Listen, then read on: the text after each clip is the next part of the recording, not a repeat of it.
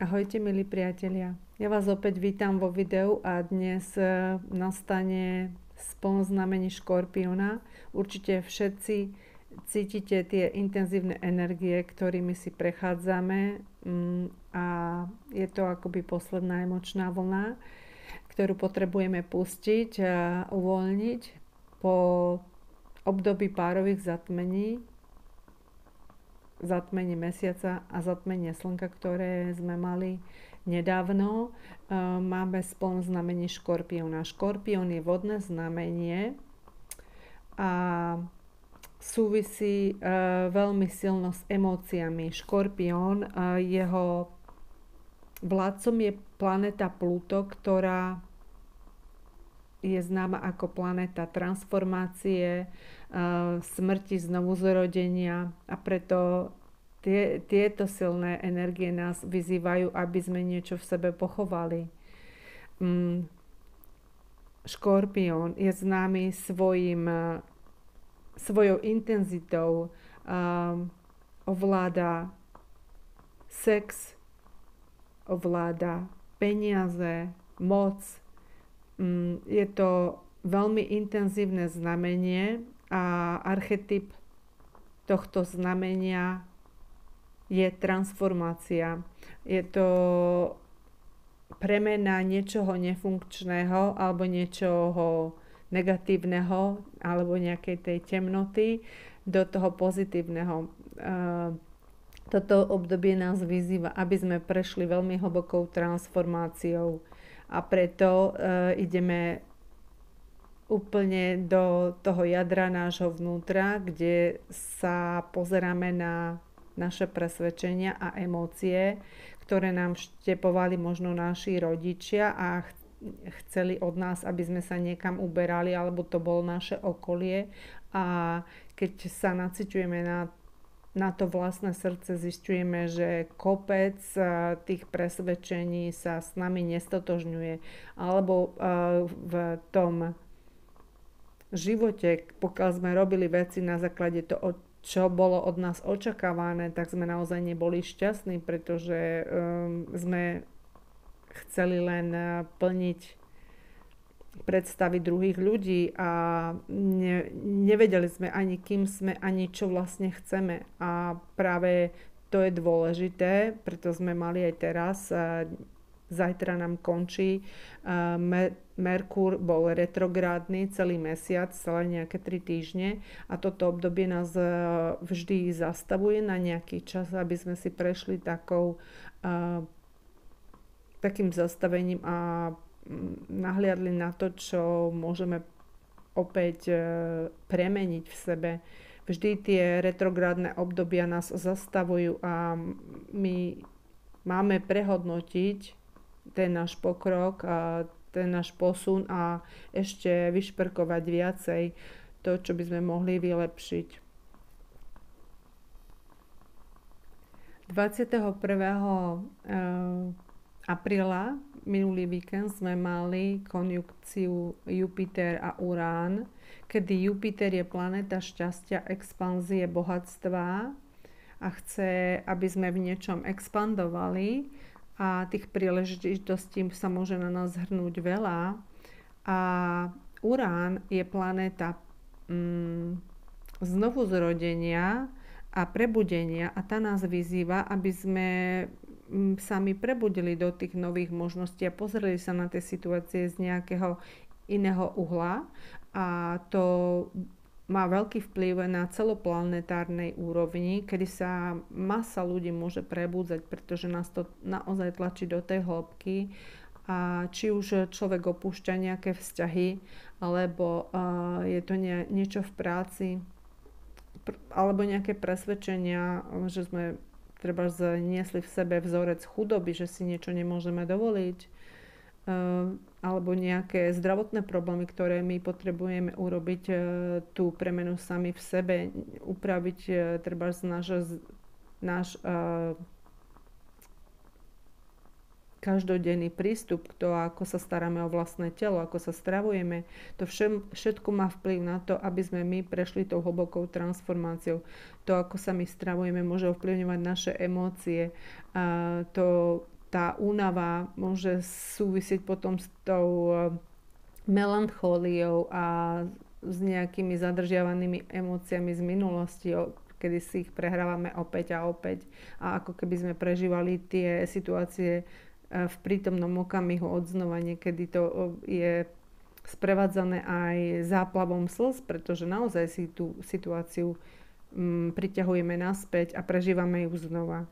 A preto škorpión ako znamenie vodné je veľmi emočné a tlačí na naše emócie, aby sme pustili to, čo nám neslúži. Neznamená, že my musíme opustiť všetky vzťahy, ktoré sme doteraz mali, ale my môžeme vidieť teraz tú pravdu o tom, kým sme, alebo ktorí ľudia s nami sa posúvajú, ktorí nás chcú podporovať, ktorých my chceme podporovať, kde sú tie vzťahy zmysluplné a ktorí nás chcú brzdiť, pretože majú z toho nejaké výhody. Je to veľmi silné obdobie, aby sme my videli tú pravdu sami o sebe, kde si niečo nedovolujeme alebo kde sa schovávame za to, že odkladáme tie rozhodnutia na neskôr, alebo je to niekto druhý, ktorý nás chce brzdiť v tom našom pokroku. Tak s tými vypadla kartička, ktorá je veľmi aktuálna, kedy my môžeme zmeniť to, kedy sa posúva to kolo osudu, ako by sme uzavreli veľký cyklus, s tým, že toto sú už nejaké hlboké veci, ktoré si naša duša priniesla z minulých životov. My žijeme v tisícročia v tom nesprávnom nadstavení, kedy ženy boli treba spotláčané a potom to prerastlo do takého extrémnej emancipácie, kedy sa začali ženy pokladať za rovnosť cenné s mužmi a dokonca ich začali znevažovať, že ich nepotrebujú, pretože to ego a tá mužská energia v nich narastla natoľko, že oni potlačili to ženstvo v sebe. A naozaj to nie je zdravé nadstavenie ľudí. Potom sú to rôzne traumy, ktoré sme si prežili v detstve alebo počas života. A to všetko sa odráža na tom, ako to vplýva na to naše vnútorné nadstavenie, na to, ako my vnímame sami seba. Keď púšťame tieto veci a traumaty a my si uvedomíme tú božskú podstatu a vstúpame do tej vlastnej sily, navyšujeme to vedomie, tak odrazu môžeme strhnúť tie okovy, ktorých sme sa cítili ako obeť a my aktívne môžeme robiť kroky a tvoriť ten život. Tá manifestácia nie je o tom, že my si niečo budeme predstavovať len a teraz budeme v ilúzii, že to k nám príde samé. Tá transformácia nám pomáha k tomu, aby sme sa my dostali k tým manifestáciám tej vízie, čo my chceme žiť. Pretože keď ja si budem priťahovať toxických partnerov, ktorí ma buď využívajú, alebo mi ubližujú fyzicky, alebo ma nerešpektujú to, kým som, a ja nerešpektujem ich, je tam nejakým spôsobom zranenie a tým pádom si priťahujem ľudí, ktorí sú zranení, ktorí na sebe treba nepracovali. Ja keď si to v sebe upracem, keď ja sa pokúsim o to, aby som zmenila to moje nadstavenie, keď ja popracujem na tých vlastných zraneniach, tak ja povýšim to vedomie svoje a začnem zvažovať, či ten človek patrí do môjho života, či má podobné hodnoty, či má podobné priority, či sa vieme vzájomne doplňať a odrazu tam prichádza úplne iná skupina duší, ktorí žijú viac menej v ľahkosti a navzájom sú v takej harmonii a podporujú sa. To sa vám môže diať aj na tom pracovisku, keď vy si začnete vážiť ľudí a vy popracujete na tej vlastnej sebahodnote, odrazu tú hodnotu budú vidieť aj druhí ľudia vo vás. Na to mi ešte prišli kartičky, ktoré s tým veľmi súvisia. Nefrit bol veľmi silný a doteraz je kameň, ktorý v Číne pokladajú za posvätný. Používali ho tam cisárovné iba. Bol to veľmi posvätný kameň. Súvisel opäť s energiou vody. Tieto cisárovny to využívali a chrámy boli zdobené rôznymi posvätnými ornamentmi a predmetmi z kameňa, ktorý sa volal nefrit alebo zelený jadeit tiež. A podporoval zdravé ladviny, zdravé emócie, podporujú naše zdravie, pretože my nezadržiavame žiadne emócie. Tie emócie radosti cez nás majú prejsť a my ich máme púšťať ďalej. A tie emócie smutku, keď prichádzajú, my ich nemáme zadržiavať, majú prejsť a majú ísť ďalej. Čokoľvek my zadržiavame, môžeme spôsobovať bloky a tie bloky spôsobujú choroby a proste rôzne traumy a všelijaké nepríjemnosti v našom tele. Na prítomnosť mi prichádza Sugilit, vaša vlastná božská moc. Nahrate závislosť na ostatných a snahu zavďačiť sa asertivitou a odvahou. To je veľmi silný kameň, kedy sa môžete zbavovať závislosti nielen na ľuďoch, ale aj môže to byť aj závislosti na nejakých jedlách, ktoré sú chemicky upravené, alebo na nejakých látkach, ako je alkohol. Napríklad mne sa, budem hovoriť z vlastnej skúsenosti, stalo, že v tomto období som išla 5.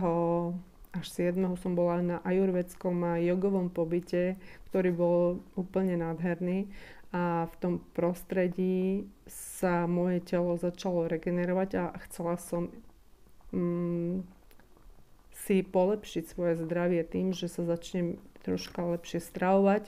A tá ajurvédská diagnostika, na ktorú som sa zapísala, ma vyzývala, aby som ju mohla mať čo najpresnejšiu. Nepoužívala aspoň 2-3 dní pred diagnostikou žiadnu kávu, žiadne čierne čaje, alebo víno, alebo akékoľvek látky, ktoré by mohli načítavať nejaké nesprávne hodnoty, kde by boli tie výkyvy a proste som potrebovala úplne byť bez akýchkoľvek stimulantov. A tým, že som bola, nie že veľký kávičkar, ale som kávu pila ráno a po obede 2-krát denne, ale u mňa to bola už ako taká rutina, že raňajky kávu. A niekto to má kávu a cigaretu. Našťastie do toho som sa ja nikdy nedostala, do tejto závislosti, ale tá káva na lačný žalúdok je naozaj veľmi zakysľujúca pre telo a naozaj niektorým to môže škodiť viac ako druhým. No a v tom mojom prípade ja som si bola vedomá toho, že mi to veľmi škodí, lebo mi to prekysluje organizmus a dokonca ešte keď človek neraňajkuje, tak v podstate telo chce vylúčiť nejaké toxiny z tela v tých ranných hodinách a miesto toho, aby som dostala nejakú citrónovú vodu alebo teplú vodu alebo nejaký bylinkový čaj, tak som si dala tú kávu, ktorá akoby tresla bičom po tom mojom srdci, aby som sa prebrala. tak intenzívne. A tak som kvôli tej diagnostike nepila kávu pred tým ajurvedským víkendom a to už je teraz skoro 3 týždne.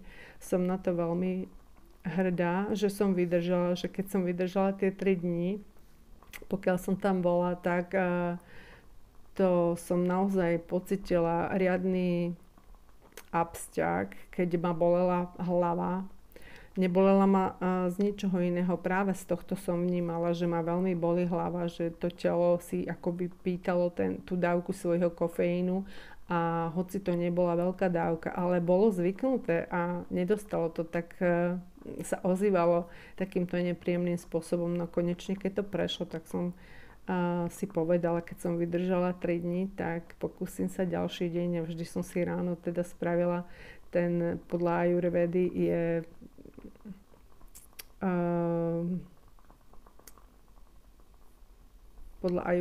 je odporúčané si očistiť jazyk a kokosovým olejom napríklad vyplachovať ústa, aby sa tie toxíny dostali z tej ústnej dutiny von a až potom niečo piť, aby sme to nesplachovali naspäť dovnútra.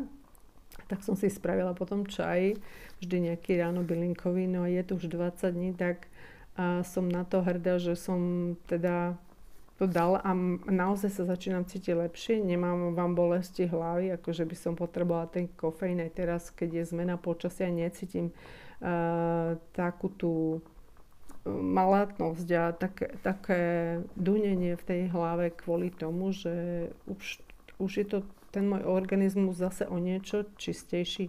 A takýmito malými zmenami vy môžete dojsť tej transformácie.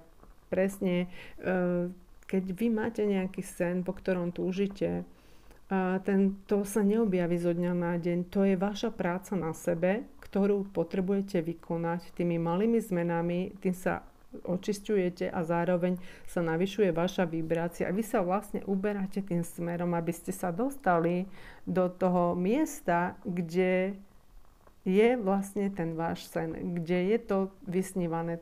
To znamená, že keď ja som nastúpila na tú cestu toho svojho poslania, ja stále mám momentálne veľmi intenzívne obdobie, kedy sa rozvíjam, mňa baví aj tá numerológia a vnímam, že tento 8-čkový rok veľa ľudí má veľa možností, ja mám 8-čkový rok, takže veľa možností sa rozvíjať a vedieť si vybrať. A tak aj zajtra idem na ďalší maserský kurz, ktorý mi vlastne rozširuje to moje portfólium. Predtým som robila ajurvedu, teraz idem do medovej detoxikačnej masáže a vlastne stále sa rozvíjam. Ten Jupiter podporuje tie energie podporujú ten môj rast v tom, aby som vlastne robila tie kroky a neodkladala to, lebo teraz je naozaj správne obdobie a veľmi nás to podporuje pre ten náš posun. To, čo sa nám nedarilo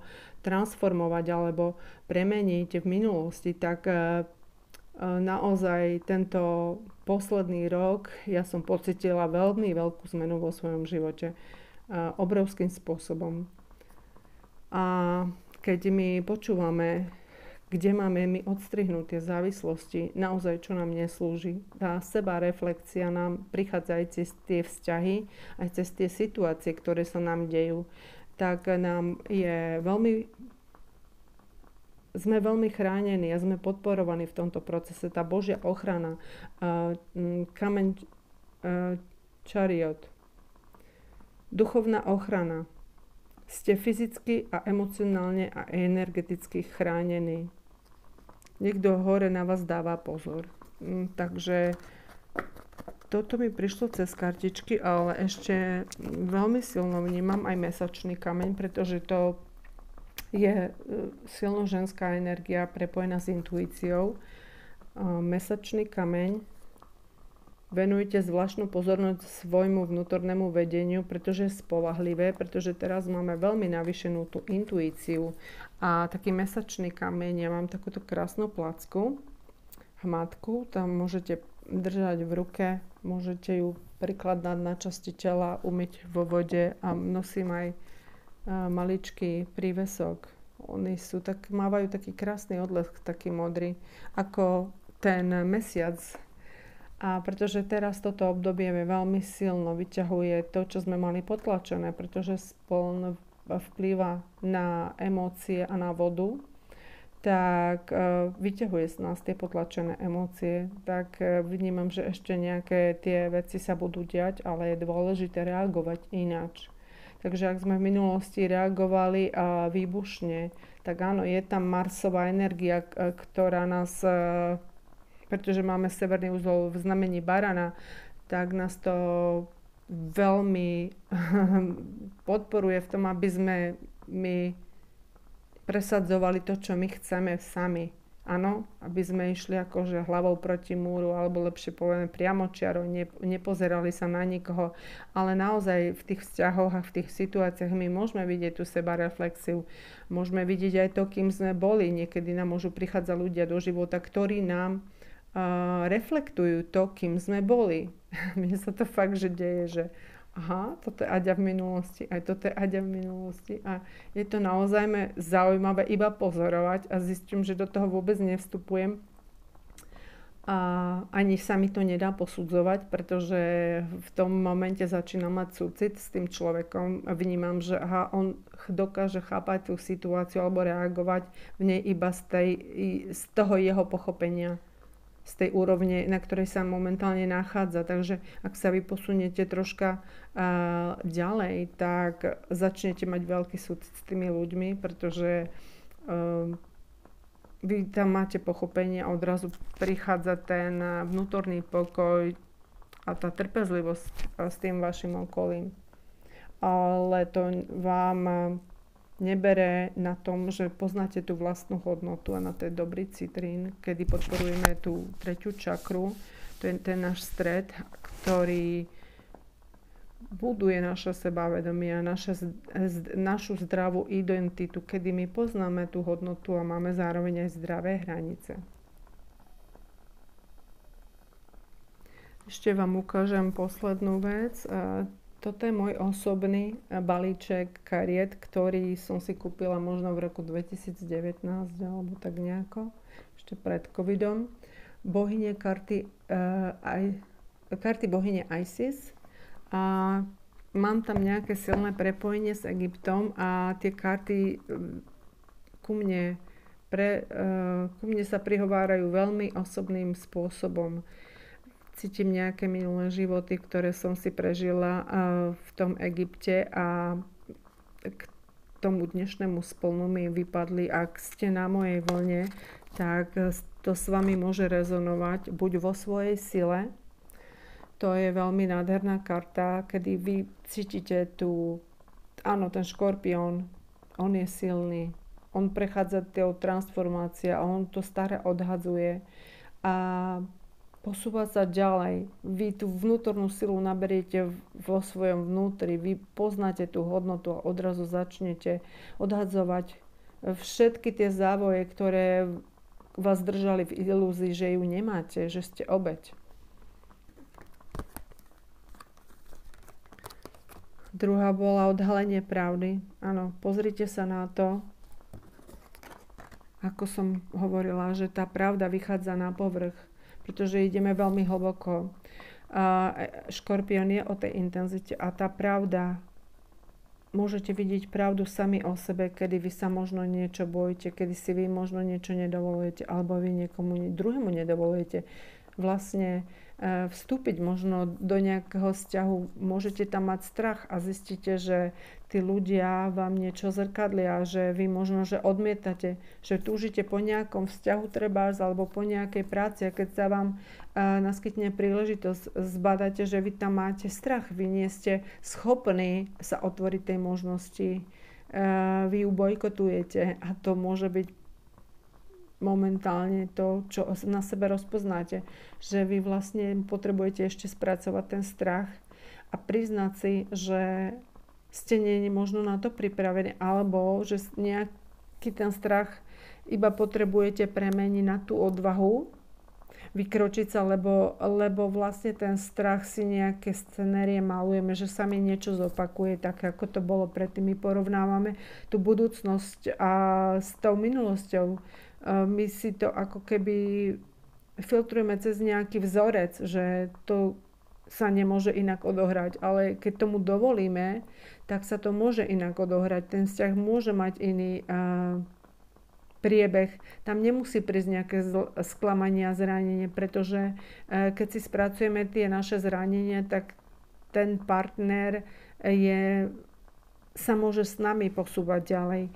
My sa dokážeme oslobodiť od toho starého nadstavenia a posúvať sa do toho nového. To bolo karta, ktorá s tým súvisela. To je to nové, ten nový cyklus. To je tá veľká premena, ktorou si prechádzame momentálne. Ono to všetko smeruje už asi od covidu, by som povedala. Celé to pozastavenie a potom, keď sme pocítili troška viacej tú slobodu a zase prišli nejaké iné situácie, ktoré nás začali tlačiť, aby sme sa pozreli na to, čo sa nám deje. A v podstate potrebujeme si prejsť týmto. Keďže Škorpión je transformácia, smrť a znovuzrodenie, tak osloboďme sa správnym pohrebom. Ako by sme pochovali tú starú identitu, s ktorou sme sa stotožňovali, že sme chorí, alebo že na to nemáme, alebo že si to nemôžeme dovoliť, alebo že čokoľvek ste si hovorili, tak tá identita je stará, treba ju pochovať a byť v tej sile a vytvoriť tú novú identitu a pracovať na tom, kam sa chcete dostať. Čo chcete dosiahnuť malými krôčkami, aby ste si to manifestovali. Uvidíte, že ten vesmír vám bude posielať samé synchronicity a pomôcť na to, aby ste vy v tom, čo chcete, naozaj expandovali, aby sa vám darilo, aby k vám prichádzala tá hojnosť tých možností, hojnosť finančná, pretože keď robíte niečo zo srdca, keď aj v tých vzťahoch ste úplne autentickí a prirodzení a nedávate si žiadne masky a hovoríte o tom, čo chcete, tak ten človek vás vníma a môže to byť nový človek práve v tej vašej prirodzenosti a preto neprichádza obdobie, kedy odrazu zistíte, že on sa vám javil nejak a odrazu to nie je ten človek, ktorého ste spoznali na začiatku, pretože možno sa schovával za nejaké masky. Keď ste prirodzení, autentickí, tak ste stále viacej a viacej atraktívni pre toho človeka, pretože máte väčšiu hĺbku, on môže spoznávať to, kým ste a to, čo všetko nové môže vo vás objavovať alebo s vami a akým spôsobom sa môžete doplňať navzájom. A to sa dá iba vtedy, keď budujete tie vzťahy v tej úprimnosti a keď sa nemusíte pretvarovať a keď poznáte sami seba. Hľadajte to, kým ste. Hľadajte, čo vás baví, čo vám robí radosť, pretože tá manifestácia, to tvorenie toho života v radosti a v hojnosti je cez tú radosť. Keď robíte niečo, čo vás baví, ako ja som si dala tie videjka. Nemám veľa času, tento týždeň naozaj mám nabitý rozvrh, ale mám dnes voľný deň. Sadla som si, aby som vám podala tento odkaz. A či to bude vidieť jeden, alebo to bude vidieť 800 ľudí, alebo koľkokoľvek, mne to robí radosť. Ja to robím preto, aby som s vami sa podelila o tento odkaz. A o tomto celé je. Keď robíte niečo zo srdca, tak vesmír vám posiela nové príležitosti, aby ste sa mohli rozvíjať, aby ste sa mohli ukázať, aby ste ukázali tú svoju pravú tvár a tie vaše dary. A takto to funguje. Takže ponorte sa do hĺbky a skúste inak reagovať, aby ste naozaj začali ten nový cyklus. Uvedomte si tie vlastné emócie, napíšte si všetko, čo vás ťažilo, napíšte si novú identitu.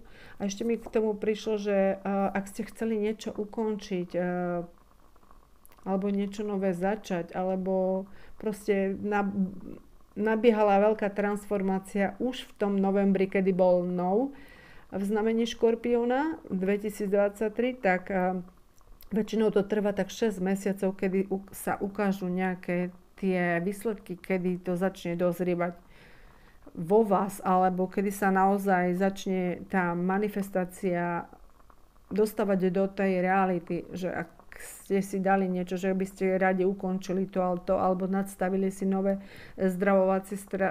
stravovacie návyky alebo nejaký nový zdravší životný štýl alebo čokoľvek, tak za tých 6 mesiacov už sa to mohlo u vás tak vyzrieť, že už teraz ste pripravení urobiť tie reálne kroky preto. A ak s tým čakáte, tak pozrite sa pravde do očí a pozrite sa do zrkadla a uvedomte si svoju hodnotu, že si to zaslúžite. Takže ďakujem vám za pozornosť. Akékoľvek dary, ktoré dostanem za tieto videjka, sú použité na nové knižky, ktoré som si objednala, čo sa týka astrológie, lebo tá ma fakt veľmi baví. A keď budete potrebovať nejaké rady alebo pomoc, kľudne ma môžete kontaktovať. Ďakujem vám za pozornosť. Dovidenia.